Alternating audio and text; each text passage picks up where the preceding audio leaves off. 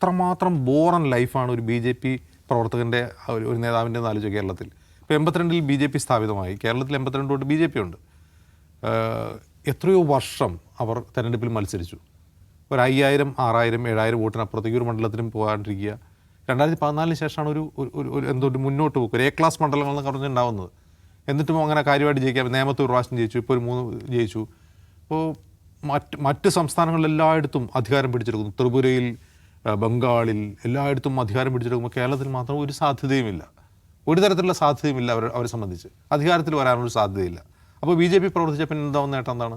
അധികാരത്തിന് വേണ്ടിയാണല്ലോ രാഷ്ട്രീയത്തിൽ പ്രവർത്തിക്കുക. പിന്നെ പൈസ ഉണ്ടാക്കുക, വേറൊരു ലക്ഷ്യമില്ല. അപ്പോൾ പൈസ ഉണ്ടാക്കാനുള്ള ഏറ്റവും നല്ല മാർഗ്ഗം എന്താണ്?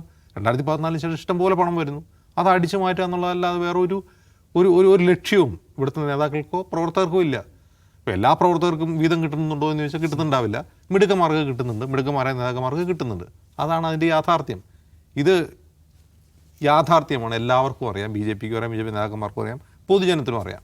അതുകൊണ്ടാണ് BJPയിലും സംഘപരിവാറുള്ള ആൾക്കാർ തന്നെ ഇതിനെ KJP എന്ന് വിളിക്കുന്നത്. കേരളത്തിലെ സവിശേഷമായ സാഹചര്യത്തിൽ പ്രവർത്തിക്കുന്ന ഒരു BJP ആണത്. കാരണം ഒരിക്കലും അധികാരത്തിൽ വരാനുള്ള സാധ്യതയില്ല എന്നറിഞ്ഞുകൊണ്ട് പ്രവർത്തിക്കുക, പൈസ ഉണ്ടാക്കുക, ഒത്തുതീർപ്പ് നടത്തുക, വോട്ട് മറിക്കുക, വോട്ട് വിൽക്കുക, ഇതൊക്കെയാണ് അവരുടെ പണി. ഓക്കെ. പക്ഷേ ഈ തവണത്തെ പ്രത്യേകത എന്താണെന്ന് വെച്ചാൽ രാജീവ് ചന്ദ്രശേഖർ എന്ന് പറയുന്നത് ഒരു KJPക്കാരനല്ല. രാജീവ് ചന്ദ്രശേഖർ ഒരു KJPക്കാരനല്ല എന്നതുപോലെ തന്നെ അദ്ദേഹം ഒരു RSSകാരനുമല്ല. RSSലൂടെ വളർന്നു വന്ന ഒരു നേതാവല്ല അദ്ദേഹം. അദ്ദേഹം എന്താണ്? അദ്ദേഹം ഒരു ബിസിനസ്മാനാണ്. അമ്മായിയപ്പനെതിരെ ഒരു ഡിസ്പ്യൂട്ടൊക്കെ ഉണ്ടായിരുന്നു, കുറേ പൈസ ഉണ്ടാക്കി. ആ പൈസ കൊണ്ട് അദ്ദേഹം ഒരു രാജ്യസഭാ സീറ്റ് കർണാടകയിൽ വാങ്ങി. JDSൻ്റെ സീറ്റാണ് വാങ്ങിയത്, കാശ് കൊടുത്ത് വാങ്ങിയ സീറ്റാണ്. രാജ്യസഭ MP ആയി. രാജ്യസഭ MP ആകുമ്പോൾ നോക്കുമ്പോൾ അദ്ദേഹം മോദിയാണ് അധികാരത്തിൽ. അദ്ദേഹം BJPയിലേക്ക് ചാഞ്ഞു. അദ്ദേഹം കേന്ദ്രമന്ത്രിയായി. അങ്ങനെ അമിത്ഷായുടെയും മോദിയുടെയും ഗുഡ് ബുക്കിൽ വന്നു. ഗുഡ് ബുക്കിൽ വന്നിരിക്കെ അദ്ദേഹം എഡ്യൂക്കേറ്റഡ് ആണ്, ഒരു കോർപ്പറേറ്റ് സ്ഥാപനം നടത്തി പരിചയമുള്ള ഒരാളാണ്. അപ്പോൾ അദ്ദേഹത്തിൻ്റെ മാതൃ സംസ്ഥാനമായ കേരളത്തിലെ സംസ്ഥാന അധ്യക്ഷനായി നിയോഗിക്കുന്നു. അങ്ങനെ നിയോഗിക്കുന്നതിൽ തന്നെ ഒരു പൊളിറ്റിക്സ് ഉണ്ട്. കാരണം ഇതിനു മുമ്പുള്ള സംസ്ഥാന അധ്യക്ഷന്മാർ എന്താണ് ഇവിടെ ചെയ്തുകൊണ്ടിരുന്നതെന്ന് അമിത്ഷായ്ക്ക് നന്നായിട്ട് അറിയാം. അപ്പോൾ അതിനൊരു മാറ്റം വരാൻ വേണ്ടിയാണ് രാജീവ് ചന്ദ്രശേഖറിനെ വിടുന്നത്.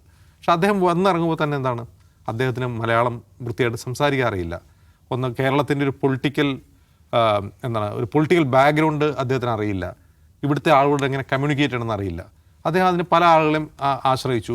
അതിൽ അദ്ദേഹത്തിന് പിഴച്ചുപോയൊരു കാര്യം, പ്രതീഷ് വിശ്വനാഥൻ എന്ന് പറയുന്ന തീവ്ര ഹിന്ദുത്വവാദിയായ ഒരാളെ, ഒരു RSSകാരനെ കൂടെ കൂട്ടിയെന്നുള്ളതാണ്. അദ്ദേഹം വന്നിറങ്ങി, അദ്ദേഹം സംസ്ഥാന അധ്യക്ഷനാവുന്നതിന് മുമ്പാണെന്ന് തോന്നുന്നു, അദ്ദേഹം ഒരു വാർത്താ സമ്മേളനം നടത്തി. മറ്റേ കളമശ്ശേരി ബോംബ് സംഭവത്തെ പറ്റി ഒരു വിഷമമുമ്പിക്കുന്ന പ്രസ്താവന നടത്തി. മുഖ്യമന്ത്രി പിണറായി വിജയൻ അതിനെതിരെ അതിശക്തമായി ആഞ്ഞടിച്ചു. അതിനുശേഷം അദ്ദേഹം ആ കാര്യത്തിൽ ശ്രദ്ധിക്കുന്നുണ്ട്. ഈ പ്രതീഷ് വിശ്വനാഥനെ കൂടെ കൊണ്ട് നടക്കുന്നില്ല. 2, വർഗീയത പറയാതിരിക്കാനും അദ്ദേഹം ശ്രമിക്കുന്നു. പരമാവധി സമന്വയത്തിൻ്റെ ഒരു ഭാഷയും സൗമ്യതയുടെ ഒരു ഭാഷയെ അദ്ദേഹം ഉപയോഗിക്കുന്നുണ്ട്.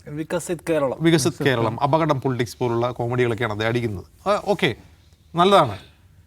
അദ്ദേഹത്തിന് പണം ആവശ്യമില്ല. അദ്ദേഹത്തിന് അമിത്ഷായുടെയും മോദിയുടെയും കൊടുത്തുകൊണ്ട ഫണ്ടിൽ നിന്ന് ഒരു പൈസ അദ്ദേഹത്തിന് ആവശ്യമില്ല. അതിൻ്റെ ഇഷ്ടം പോലെ കാശുണ്ട്. അദ്ദേഹം BPL വിറ്റ് തന്നെ 7000 കോടിക്കാണ്. അത് മൊത്തം വെഞ്ചർ ക്യാപിറ്റൽ കമ്പനികളിലാണ് അദ്ദേഹം നിക്ഷേപിച്ചത്. അങ്ങനെ നിക്ഷേപിച്ചത് അതിപ്പോൾ എത്രയോ മടങ്ങ് ഇരട്ടിയായിട്ടുണ്ടാവും അദ്ദേഹത്തിൻ്റെ സമ്പാദ്യം. ഒരു പൈസ മോദിയുടെ അമിത്ഷായുടെ ആവശ്യമില്ല. അപ്പോൾ അദ്ദേഹം ചെയ്യുന്നത് എന്താണ്?